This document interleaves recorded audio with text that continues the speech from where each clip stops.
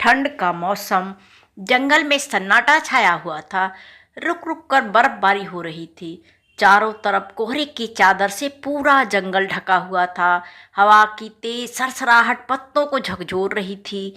ऊंची पहाड़ियों से आने वाली ठंडी हवाएं जंगल के हर कोने में महसूस हो रही थी।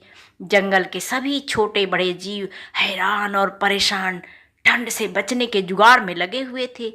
उसी जंगल में गुड़िया नाम की गौरैया अपने छोटे से घोंसले में अपने बच्चों के साथ रहा करती थी। उसका घोंसला बांस के झुरमुटों में बना था। वैसे तो घोंसला सुरक्षित था, परंतु ठंड से वह भी अछूता नहीं था। उसके बच्चे ठंड से सिकुड़ रहे थे, उनके चोंच कांप रहे थे। गुड़िया अपने बच्चों की हालत देखकर बहुत चिंतित थी। उसने अपने बच्चों को अपने पंखों को फैलाकर उसमें छिपा लिया और उनको गर्म रखने की कोशिश कर रही थी, परंतु उसकी यह कोशिश नाकाम हो रही थी। उसके दिमाग में आया कि अगर मैंने जल्दी से कोई उपाय नहीं किया तो मेरे बच्चों को ठंड से बचाना मुश्किल हो जाएगा। सिर्फ गुड़िया ही नहीं, बल्कि जंगल की हर चिड़िया ठंड से जूझ रही थी। बुलबुल अपने घोंसले को छोड़कर घनी झाड़ियों में छिपने चली गई थी। तोता दरारों में छिपने लगा था। मैना अपने पंखों को फुलाकर खुद को गर्म रखने की कोशिश कर रही थी। जंगल के सभी जानवर बेचैन थे। हिरन अपने झुंड के साथ खुले मैदान छोड़कर गुफाओं की ओर बढ़ रहे थे। गिलहरियां अपने बिलों में दुबक गई थीं। गुड़िया ने अपने बच्चों को गर्म रखने की एक आखिर कोशिश की। उसने अपने बच्चों के घोंसले में सूखी पत्तियां भरी, पर हाय रे ठंड, पत्तियों के बीच से वो अंदर आ ही रही थी। उसने निश्चय किया कि वह दूसरों से मदद मांगेगी। वह सुबह होते ही बुलबुल के पास गई। बुलबुल से गुड़िया ने कहा, बुलबुल बहन, ये जानलेवा ठंड हमको जीने नहीं देगी। हमारे बच्चे इस ठंड से सिकुड़ रहे हैं, थर थर कांप रहे हैं। इस ठंड से बचने के लिए हमें कुछ तो जुगत लगानी पड़ेगी। हम अकेले ही इस ठंड से बचने की कोशिश करने में नाकाम हो रहे हैं। हमें दूसरों की मदद लेनी चाहिए। हम अकेले कुछ नहीं कर पा रहे हैं। हम सभी मिलकर यदि एक बड़ा सा घोंसला बनाएं, जहां सभी पक्षी एक कुटुंब की तरह रह सकें, सबके शरीर की गर्माहट और एक बड़े से घोंसले में एक आरामदायक रहने की जगह हो, तो उसमें हमें ठंड शायद न लगे। बुलबुल को यह सुझाव बड़ा अच्छा लगा।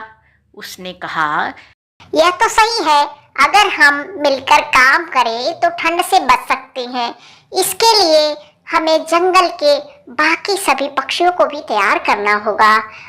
अब गुड़िया और बुलबुल जंगल के दूसरे जानवरों से, पक्षियों से मिलने चल दी।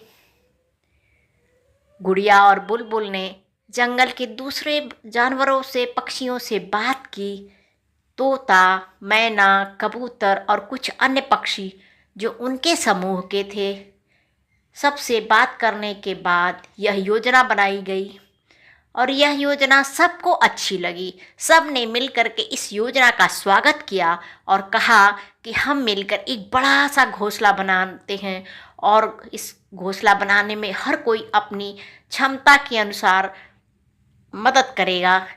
अब घोंसला बनाने का काम शुरू करना था। कौन काम पहले शुरू करे? तो गुड़िया और मैना दोनों ने मिल कर के घोंसले के लिए लकड़ियाँ इकट्ठा करना शुरू की। कुछ सूखे पत्ते, लकड़ियाँ गुड़िया और मैना जंगल से जा कर के बीन कर ला रही थीं। तोता और कबूतर ने घोंसला को बनाने की जिम्मेदारी ली और उन्होंने घोंसला बनाना शुरू भी कर दिया।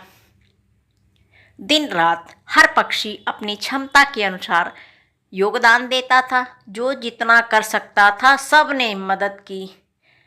कई दिनों की मेहनत के बाद एक बड़ा ही और कई परतों वाला सुंदर सा घोंसला बनकर तैयार हो गया।